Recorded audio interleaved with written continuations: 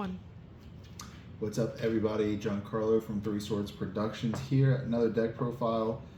This time we have Mono Blue Crocodile. I took this to a box tournament at my locals, and I actually ended up winning. So Blue Croc, definitely interesting. It really came into prominence this set because it can deal with some of the newer decks a lot better. It does really well against Rebecca. It does good against like Doflamingo, stuff like that. The addition of cards like Red Rock and 10-drop Kaido make certain matchups just very, very playable, very winnable.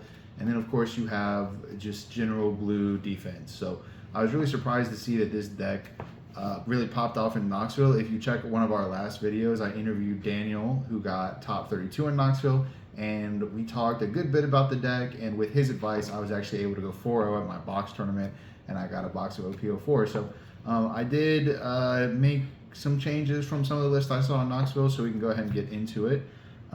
It is going to be relatively standard Croc, but at the same time, it's such a new, interesting deck that I think people are interested. So we have 4 Kaya. It is mainly just a 2K. Realistically, you're not playing this often, but I did play it because I play Zeph and I play 10-drop Kaido, which allows me to bounce this back to my hand. So I can play it, dig for Sentomaru, and then later in the game just pick it back up, which is very, very good. It lets you do a little bit of hand fixing early game. Double 1-drop Law Blocker, just never know when you need a little blocker, so he's really good at just defense, just typical Law Blocker stuff. For Sasaki, I never actually played this card because when you play it, you shuffle your hand back and draw the same amount of cards. I never actually played it because usually I was in positions where I was curving out with the hand that I had, but if your hand is really terrible and you're going first, you can just slam it, cycle back, try to get like new playable cards, more defense, more offense. It's a big gamble is the problem, but it will establish a body onto the board, so it gives you that plus as well. And of course, he is just a 2K. Playable 2Ks are what you want. If you have a 2K that's also playable, those are like pretty premium. For Miss All Sunday, this card is stellar with the addition of cards like Red Rock. Being able to have access to multiple Red Rocks is just crazy. And of course, she gets her effect on KO, pick up an event card. So in the mirror match, in blue mirrors, like you're probably going to want a 3,000 Worlds this card. But against everything else, they have to KO it. You're going to get your Red Rock back. You're going to get your defensive events back. You even get 3,000 Worlds back. It's really strong. Definitely one of the best cards in the deck, I would say. And we have the Sentomaru package. This is kind of the only way the deck applies pressure. I'm not playing any of the blocker Pacifista, but 4 Sentos, 4 Vanillas, and 2 Kumas. Kuma is basically just to block. You never know when you need a blocker from hand, so you can just play it, and it can act as an attacker or a blocker, and then it replaces itself with the Pacifista when you draw them. And of course, Sentomaru just coming in. It's really funny. This card was like really hyped up in like starter deck battles and then fell off immediately, and now it's really getting its time to shine. Playing a card from the deck is obviously great value. Playing a 4/6 from deck is insane value because they're hard to kill, they're hard to attack. It usually costs, something like a Jet Pistol or 3,000 Worlds to get rid of it, and you got it for free, so it's always plussing. Really great engine. You probably don't slam this on 3 most games. 3 down, that is. Going second on your 3rd turn, you'll have 6 down, so you can play it and then immediately use its effect, so you automatically plus from it. Going first in the mirror match, I probably wouldn't do it because it can get 3,000 Worlds. It can get like Jet Pistoled, Fire Fisted. There's cards, there are outs to this, so you don't always just play it on turn 3, but then against some decks you can just play it and it's relatively safe, like against Yellow. If they Thunderbolt this, I'm very much not mad about that. That is a pretty high cost for them in order to do that, so that is fine. Yellow's a good example of a matchup. You can just play this on turn 2. For Mini Mihawks, it's just a 2K. Again, I never played it. I suppose you could, but I mean, you never do. One of the stars of the deck is Zeph. You balance a 3 cost or less, and then I never milled 2. Theoretically, you could, if you don't have any event cards in your drop or your trash for Miss All Sunday, then theoretically you could mill just to try to get an event in there. Never came up in my game. Again, it was only a 4-round local, so probably over the course of like 100 games it might come up, but realistically, bouncing a 3 cost is very strong.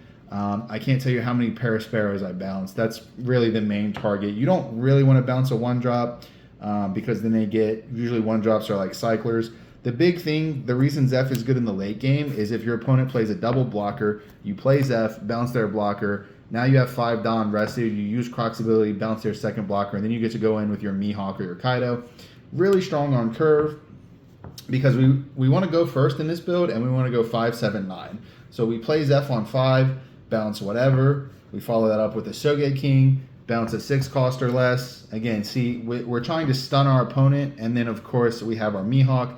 So an ideal curve is just 5, 7, 9. Our opponent plays something, we bounce it. They play something, we bounce it. They play something, now it gets bottom deck. And the whole time we are establishing our board while getting rid of our opponents. That's the #1 strength of this deck. So 2 Sogeking felt, I would actually bump this up to 3 because every time I drew him, he was incredible, but I only played 2 and I didn't draw him that much. So I would actually consider playing a 3rd Sogeking. And then, of course, 3 Mihawk. This is my favorite card in the game, which is why I was interested in playing Crocodile, because Mihawk, any deck that plays this Mihawk, I'm going to be interested in because it is my favorite card in the game. I don't know what else I can say about this card that hasn't been said a million times in a million other profiles. Just one of the GOATs for sure. 3 Kaido. What I would do is I would cut this down to 2, and I would add a Sogeking in for a 3rd one. Give me a little more counter power, and this guy is really good, but he just does not come up too often, and there were games where I was drawing too many of this card. Because I was drawing too many, I was a little clogged in hand. I couldn't have enough counter power. It got a little scary. Luckily, I was able to win this tournament, but like I said, I could see playing a lot of games where this guy just does not come up as much. Again, the cool thing is you can bounce an 8 and a 3. So you bounce your opponent's big body and then you bounce your Kaya, or you can just bounce a big body and a medium body. And he just, when you play this card is insane. If they don't red rock it, he's dealing a damage. Like, it's nearly impossible to counter out of a 12K more than once. I mean, I know Whitebeard can do it, but that's Whitebeard. But like, if you're playing against a normal deck, counting out of a 12K is just insanely difficult. If they do it once, they probably can't do it again. So this would be really strong at 2, I think. Now we're going to do the event cards. 2 Gum Gum Rain, discard a card from your hand and get +3. That's obviously because I play this huge suite of non-counterable cards. Every event card is non-counterable. Your law blockers, your big bodies.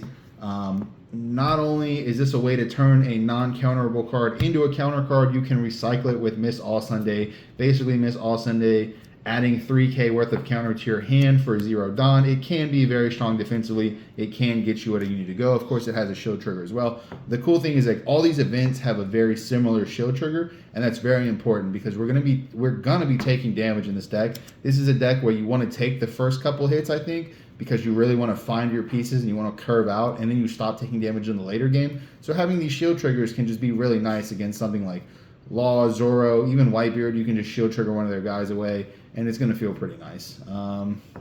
2 Dragon Twister. For 2 Dawn, it +4 is your leader. +4, it's give +4 to a character or a leader, and then bottom deck a 1 cost. I mean, that's pretty much just an anti-Zoro card, anti-Law card. Those are 2 pretty difficult matchups, so having this card can get rid of them. And it also just, it's the 2K +4s. They've been pretty standard. I chose this over Love Beam because you want to play this in the early game, whereas Love you want to save it. This, I just want to be able to pop it off early because I'm going to be tapping out in the later game. Like, I'm going to be playing Mihawk and Kaido. I'm not going to have time to leave up 2. So I play this over Love because I just want to slam this in the early game to protect one of my bodies or protect a life and then move on into my big body late game. We are playing a total of 4 3000 Worlds and 3 Red Rock. Red Rock, of course, one of the stars of the new pack, bottom deck any character for 6. Just crazy removal. 3000 Worlds is just a mini Red Hawk, bottom deck of 5 or less. Obviously, again, if your opponent has multiple blockers, you can 3000 Worlds one of them and then use your leader ability to -4, removing all of the blockers and getting some nice attacks into the face. This basically just... There will be games where you just play this, and this, and then you just win. Like, the fact, if you can't, going first, you want your curve to be Zeph, Sogeking, Mihawk. Going second, you want your curve to be 3000 Worlds, Gum Gum, Red Hawk, into Kaido. So you have a really strong going first curve, you have a really strong going second curve. Losing and winning the dice roll, I do prefer to go first, but it doesn't feel bad to lose the dice roll and your opponent makes you go second, because I can just double removal into Kaido and it just feels good. So that's Crocodile. It felt very, very strong. I did test a little bit against Zoro, and that was definitely not fun, but luckily I didn't play any Zoro, so I was able to clutch it out. My matchups were Rebecca, which is very good. You do generally have a very strong Rebecca matchup. Then I played Katakuri, and that one was a little touch and go. I got 1 Red Hawk and 2 Miss All Sundays. So like I said, I was able to Red Hawk away his Katakuri, play Miss All Sunday. He played his 10-drop Big Mom. I blocked and then just got my Red Hawk back. So I was able to remove his big bodies as he played them, and I was able to get that.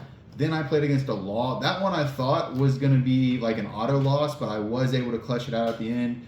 I got a really good 3,000 Worlds. I got a good Mihawk on time. Basically, all my cards came on time, and it was a very close game, but I was just able to... I ended up playing double Mihawk, and I mean, honestly, any game where you get double Mihawk, you start to drain your opponent's resources so fast, because you bottom deck 2 cards, and then every turn you go 9, 9, 9, 9, and it just... Even against Law that has like really good resource loops, like you are just able to shred your opponent's hand so quickly.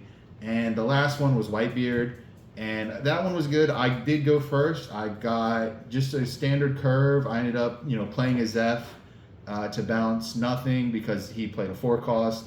I ended up getting a Sentamaru off eventually. I started gaining value through Sentamaru. I got some good Red Hawks and some good 3,000 Worlds. And then, like I said, I played Mihawk on curve against Whitebeard, and that's one of the easiest, that's like one of the easiest paths to victory. Not that it's like auto win, but they play a Thatch or an Ace. You immediately Mihawk it, and then every turn Mihawk swings for 10, and that starts to eat those event cards out of their hand. They have to use Red Hawk plus a second card, so you start to shred their hand really quickly with a well-timed Mihawk.